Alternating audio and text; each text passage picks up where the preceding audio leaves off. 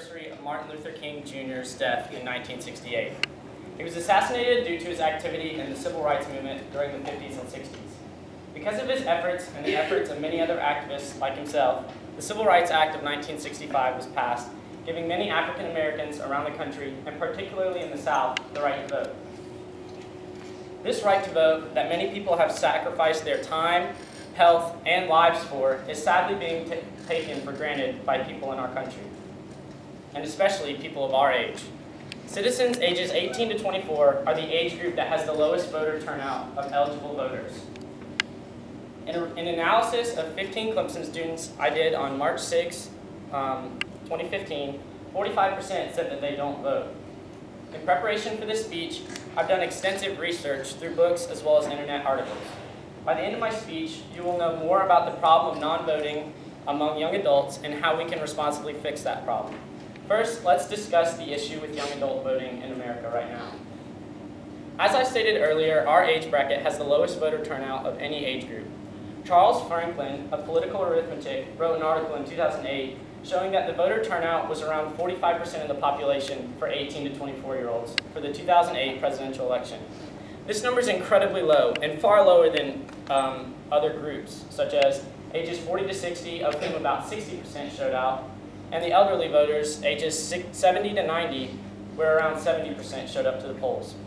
Rick Shankman discusses in his book, Just How Stupid Are We?, written in 2008, but since the year 1972, when 18 to 21-year-olds were first allowed to vote in federal elections, they showed out at about 52% that first year.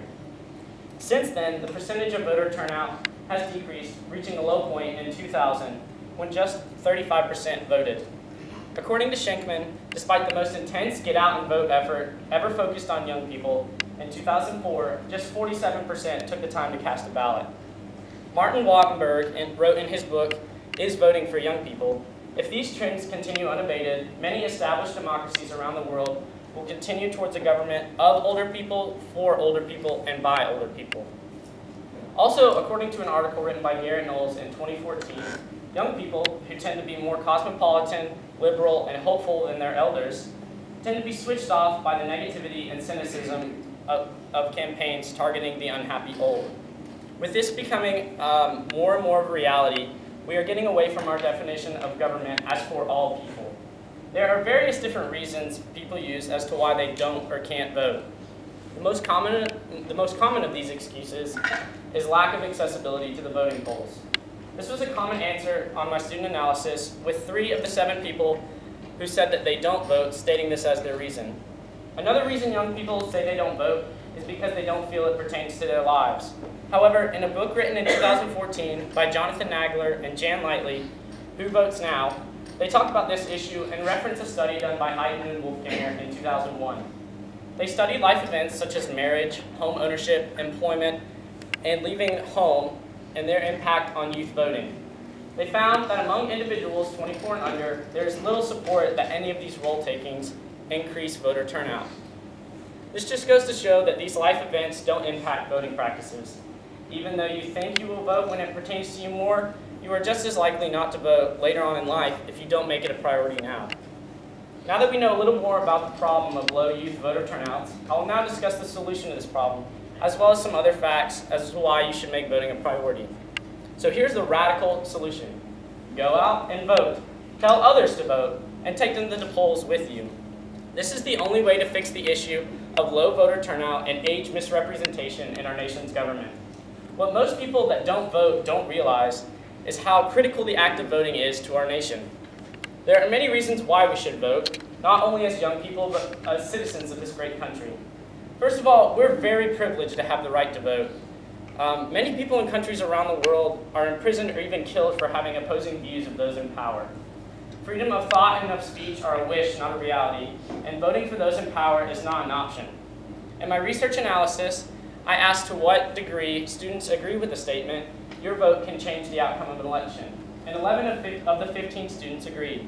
This goes to prove that you as Clemson students do think that your vote counts. In his book, Why Vote, written in 1971, William Mitchell tells about how, in 1940, before we entered World War II, the draft to enter the war was passed by 1 vote. This one vote changed the lives of millions of Americans. And while many of you will never vote in an election decided by one vote, you're much more likely to vote in a close election, which means each and every vote cast will count. If you think someone else's vote will just counteract mine, so what does it matter? That may be true. But really, a vote for the candidate that you support, a non-vote for the candidate that you support, might as well be a vote for the opposition. Looking around this room, I'm sure many of you plan on having children and starting a family. Just think of how your vote will not only affect you, but your future families and their families to come. Use your voice to speak for those who can't and for those to come. There's a quote from a famous Marvel comic that goes, "With great power comes great responsibility." And I would argue that the power to vote is a great one. And when voting, you need to make a responsible, informed decision. Ignorant voting helps no one, so be informed and exercise your right to the best of your ability. This involves researching candidates and not simply party voting as some people do. Now, I'm not telling you to become a political guru, but do try to make a practice of keeping up with current events and happenings. The election for president is coming up this November, so make sure you get out and vote for that.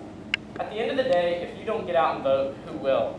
You're leaving your future up to the thoughts and views of someone else who may or may not agree with you. In conclusion, now that I have explained the problem to you, that youth voter turnouts are far too low, and the solution, making voting a priority in your life, and informing others as well, I hope that you've been persuaded that voting is a worthy privilege and right that should be taken advantage of. In my research analysis, I found that 93% of the students wanted their opinion to matter when it came to political issues. The only way that we can have a voice and say in how our government is run is to go out and vote. We can't take this for granted and pass up an opportunity to be heard. With your help, we can end this epidemic of apathy towards voting displayed by our peers. So go vote and make your voice matter. Thank you.